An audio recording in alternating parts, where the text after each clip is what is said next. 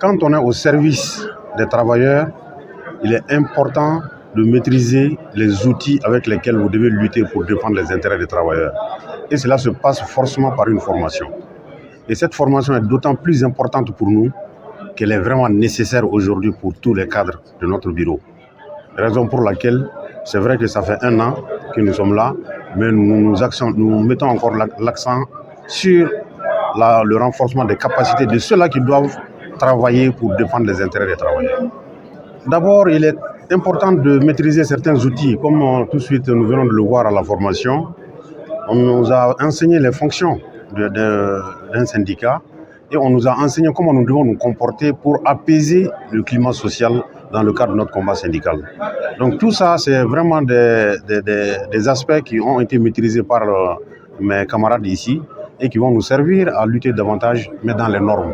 On dit que la première fonction, c'est d'abord la fonction représentative, ensuite il y a la fonction éducative, il y a la fonction normative et il y a la fonction revendicative et la fonction économique et sociale.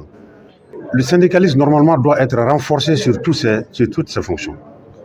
Il doit les maîtriser et il doit lutter avec ça. Aujourd'hui, nous étions dans le cadre de la fonction éducative, c'est-à-dire la formation.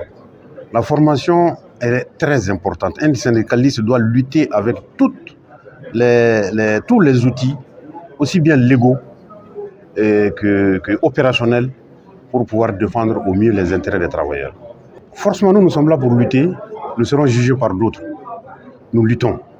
Nous travaillons pour que les agents des impôts se portent encore mieux, de jour en jour.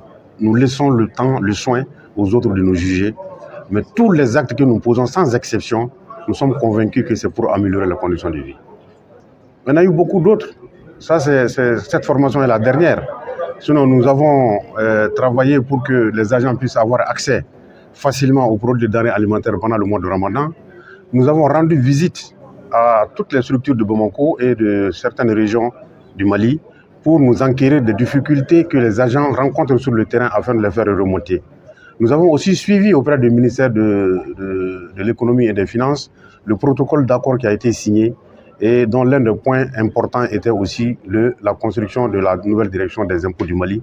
Et cela commence par le déménagement dans le nouveau locaux et cela a commencé.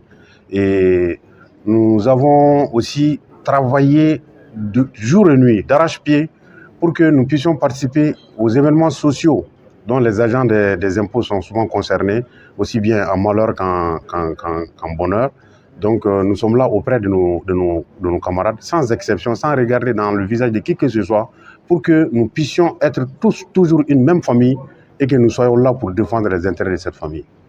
L'appel à l'endroit des militants, c'est encore de serrer la ceinture.